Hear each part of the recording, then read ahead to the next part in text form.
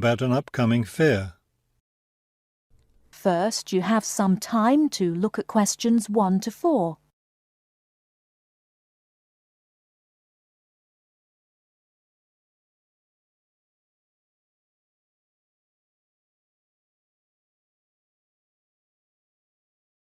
Now we shall begin. You should answer the questions as you listen, because you will not hear the recording a second time. Listen carefully and answer questions 1 to 4.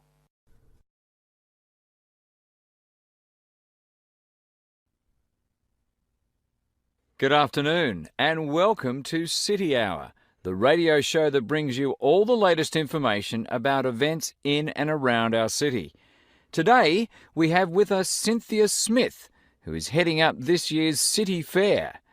Cynthia, would you start by giving us some of the basic information about the fair? Where will it take place this year? I'm glad you asked that question because I know most people will be expecting the fair to be at the fairgrounds as usual, but we've had to change the location this year due to some construction work. You know, they're building the new high school in that neighbourhood and they've been using the fairgrounds as a place to store construction materials. So we've moved the fair to City Park, which I think is a wonderful location. Yes, that will be a great place for the fair. I understand that the fair begins on Friday morning with a special opening event. Actually, it won't begin until that evening, but you're right about the special event. Traditionally, we've begun with a parade, but this year our opening event will be a special dance performance. And the most exciting part is that the mayor will be one of the dancers. The mayor is a woman of many talents. Cynthia, could you tell our listeners about the price of admission? What will it cost to attend the fair? We're trying to keep the price down as much as possible. A 3-day pass is just $25, or you can buy a Saturday or Sunday only pass for $15. The opening event on Friday, the dance performance, doesn't cost anything to attend, and we're hoping a lot of people will come to watch that.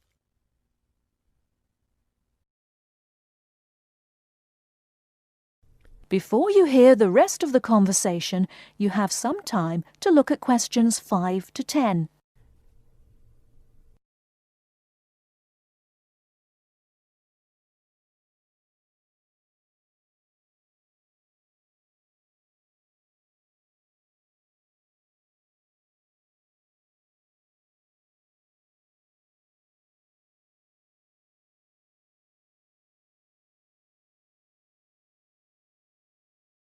Now listen and answer questions 5 to 10.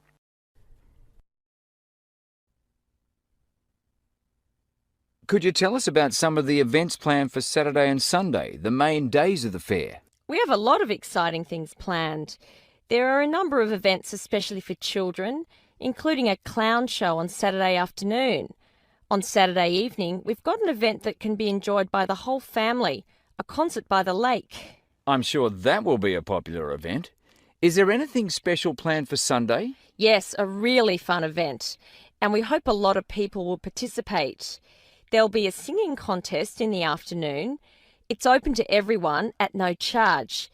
It doesn't matter whether you're an experienced singer or not. If you've always dreamed of singing on stage, this is your chance. That sounds like a lot of fun. I think it will be. I'd also like your listeners to know that besides the special events I've mentioned, there will be things taking place all weekend. For example, at the food court, international food will be served. You'll be able to sample dishes from all around the world. There will also be special games for children at different locations around the fair. Will there be things people can buy, souvenirs, anything like that? We have a large area set aside where there will be crafts for sale.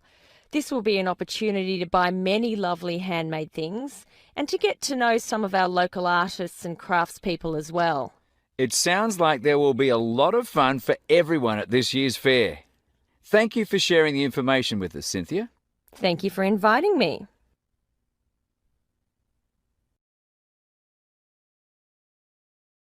That is the end of part 1. You now have half a minute to check your answers.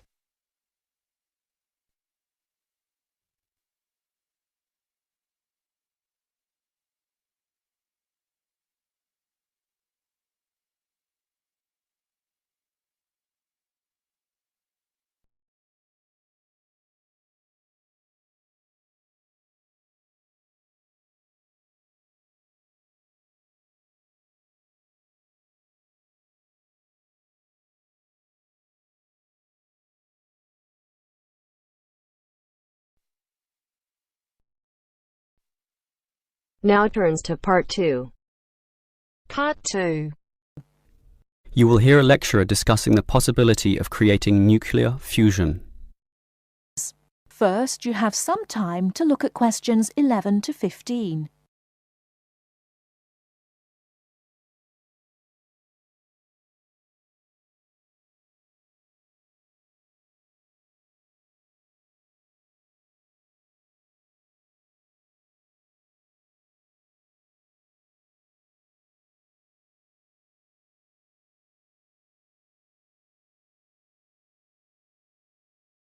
Now, listen carefully and answer questions 11 to 15.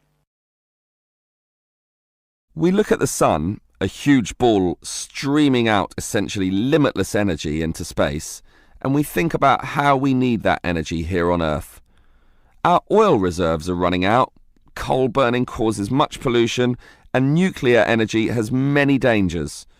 But where does the sun itself get its energy? The answer is that the sun makes it using fusion, or, more specifically, in a hydrogen fusion process. There is no pollution, no radioactivity, no waste products, and we have plenty of hydrogen.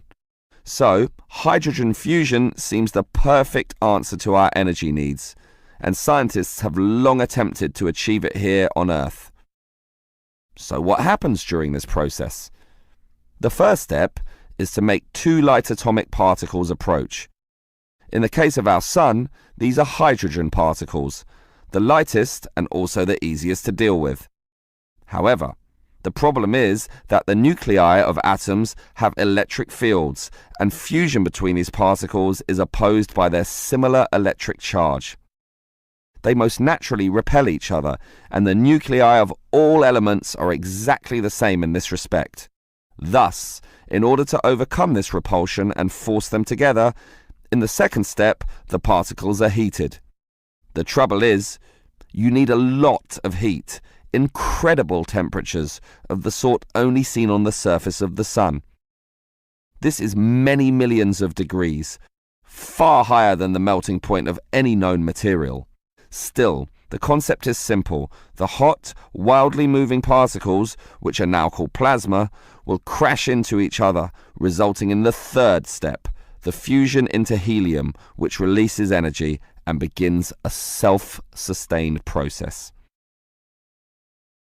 Before you hear the rest of the talk, you have some time to look at questions 16 to 20.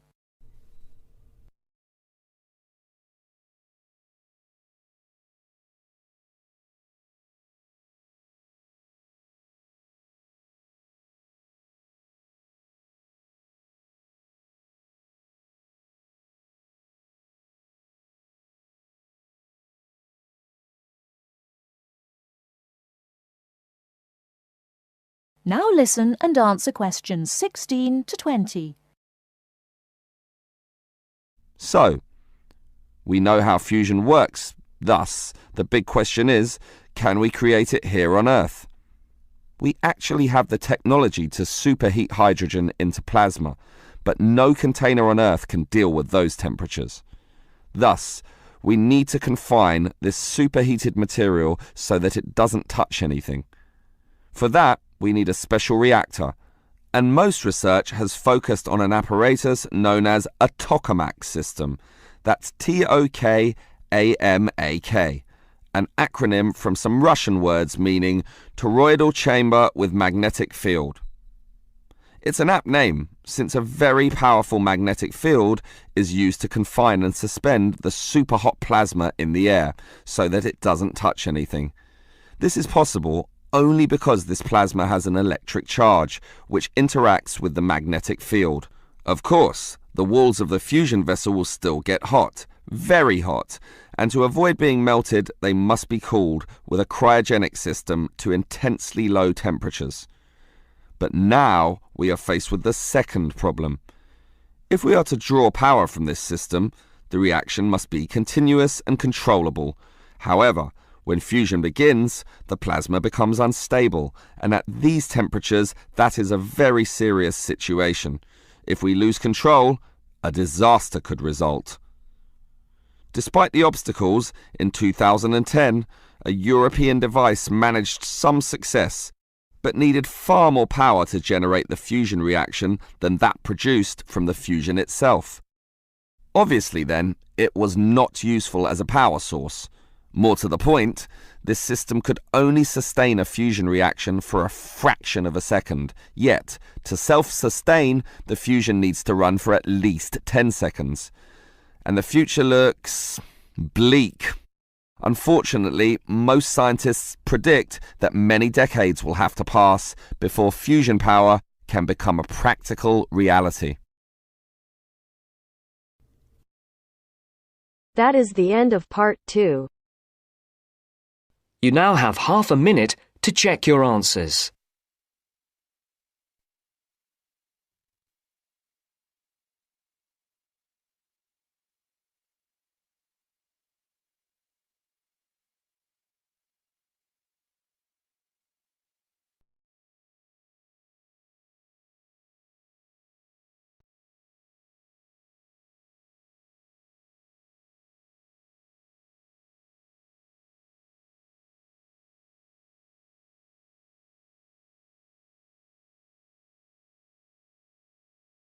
Now turns to part 3. Part 3. You'll hear a tutor and a student discussing transport. First, you have some time to look at questions 21 to 25.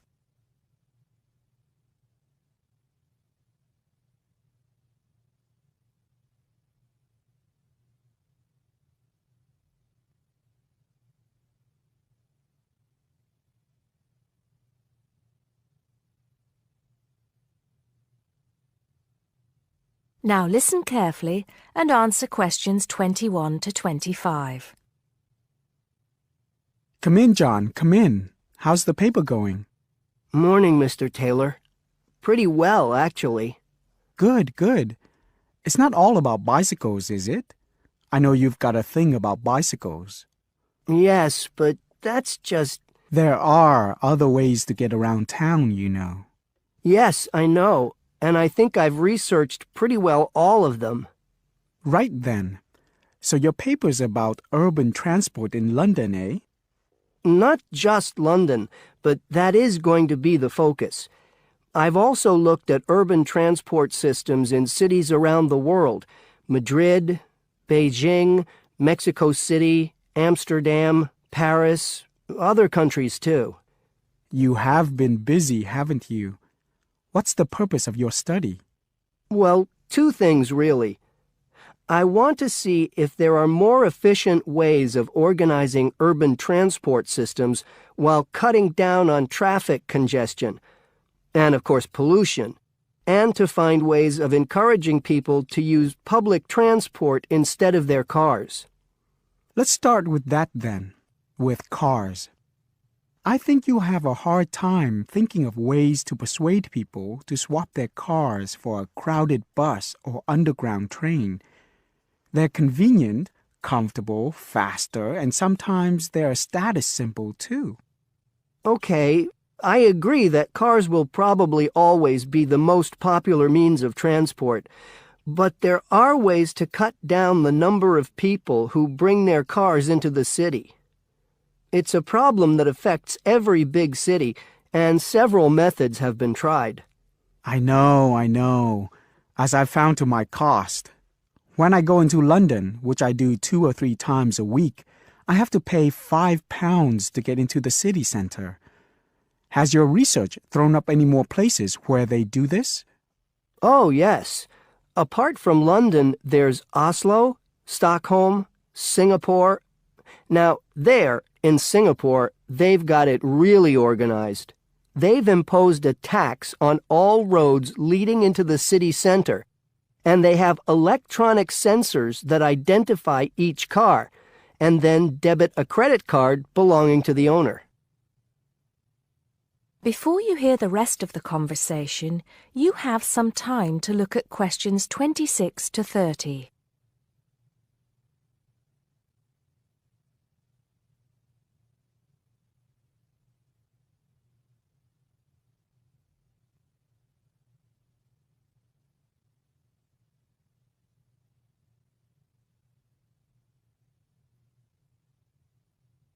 Now listen and answer questions 26 to 30. And other cities, instead of charging motorists to come into the city center, have tried other measures. Such as?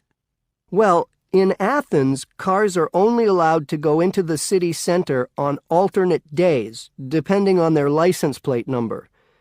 In Bogota and some other Latin American cities, such as Quito and Sao Paulo, they've developed what is called a BRT system.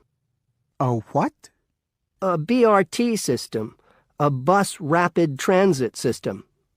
People leave their cars outside the city and take buses, which have special express lanes into and through the city.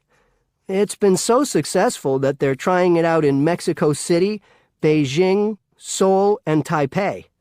And other cities are pedestrianizing more and more areas of the city center. I see. How have these measures affected traffic congestion and pollution levels? In most cases, it has led to a reduction in the number of cars entering the city center. Certainly in Singapore, where it's now much easier to move around the city and the air is much cleaner than most other cities in that part of the world. London too, I believe. I can give some facts and figures if you like. Please do. In the first year after the tax was introduced, the number of people using buses to get to the city center rose by 38%. Really? 38%? Incredible! Yes, and the number of cars entering central London dropped by about 18%. There's more. The number of people using bicycles and mopeds went up 17%. I knew we'd get to bicycles at some point. Well, yes. In the city, the bicycle has a lot going for it. You can avoid traffic jams, there are no parking problems, they don't pollute, they're cheap to run, and they don't cost very much. Oh, and here's another fact for you. You can fit 20 bicycles in the space needed to park one car. Well, I never. But I can't see it catching on. Besides, we seem to be getting off the point. Not at all. China, Japan, and Holland have all integrated bicycles into their urban transport systems. In Holland and Japan, they've got special parking areas for commuters who get to the station by bike. And Japan has even built multi-story parking facilities for bikes close to railway stations. Then look at America. In New York, delivery services use bicycles because they can deliver messages and small parcels far more quickly and at much lower cost than cars or vans. Even the police use bicycles. In fact, in about 80% of the towns in America where the population is around 500,000, the police regularly patrol on bicycles. And they have proved to be effective because they can reach the scene of an accident or crime faster and more quietly than officers in patrol cars, making a lot more arrests per officer. Well, you do know your bicycles, don't you? But I do need to hear more about the public transport system and what's to be done about that. And I'd like you to look a bit more into the economics of it, how much it will cost to improve the situation, and so on. Okay? Right. See you next Tuesday. Yes, next Tuesday. Bye, Mr. Taylor.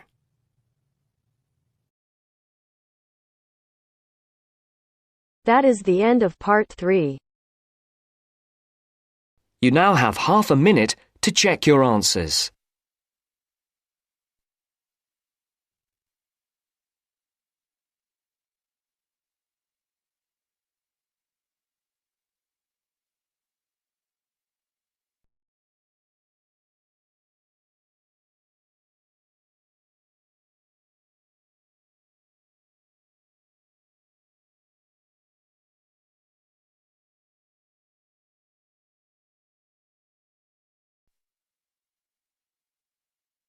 Now turns to part 4. Part 4. You will hear a lecture about sports. First, you have some time to look at questions 31 to 40.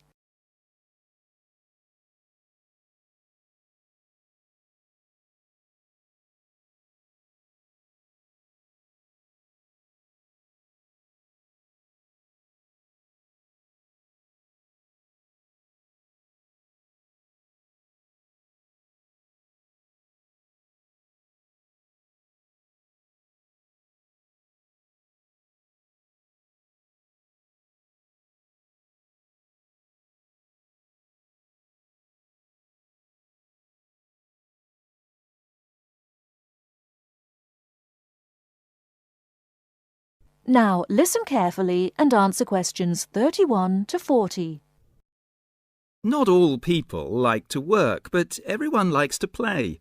As sports help people live happily, they help to keep people healthy and feeling good. When people are playing games, they move a lot. This is good for their health. Having fun with their friends makes them happy. So all over the world, men and women, boys and girls enjoy sports. Since long ago, adults and children have called their friends together to spend hours, even days, playing games. Sports usually take a variety of forms. Organised competitions, which draw huge crowds to cheer their favourite team to victory, athletic games, played for recreation anywhere sufficient space is found, and hunting and fishing. Most sports are seasonal, so that what is happening in sports depends on the time of the year. As sports change with the season, people often do not play the same games in winter as in summer. If you want to know what others' favourite sports are, first of all, you should find where they live. Generally speaking, people in hot areas are fond of swimming, while people in cold places love skiing or skating. In this case, surfing is believed to be an important sport in Hawaii. The Pacific Ocean sends huge waves up on the beaches, waves that are just right for surfing. Some sports, including wrestling, boxing, horse racing, etc., are called spectator sports, as the number of spectators greatly exceeds the number of players in the game. Other sports are called participant sports, drawing a crowd of onlookers only on special occasions, such as tournaments. Some sports are commercial and professional, with players who are paid for their participation and with audiences who pay admission to watch.